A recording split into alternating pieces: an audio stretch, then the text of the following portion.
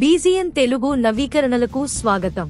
Russia అధ్యక్షుడు Vladimir Putin July 8న ప్రధాని నరేంద్ర మోదీకి స్వాగతం పలికి క్రెమ్లిన్లోని ఆయన నివాసంలో పర్యటించారు.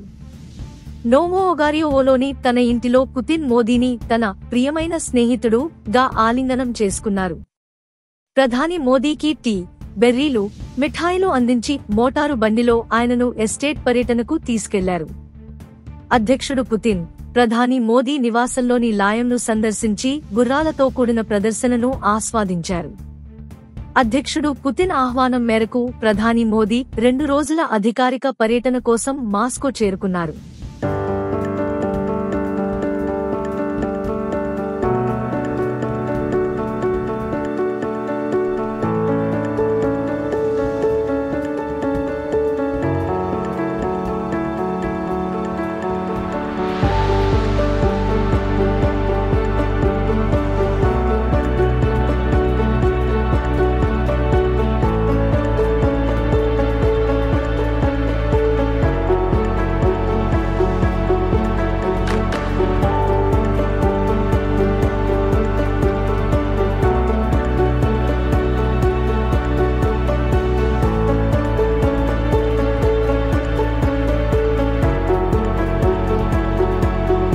మరిన్ని అప్డేట్ల కోసం మా బిగిన్ ఛానల్ ని చూడండి.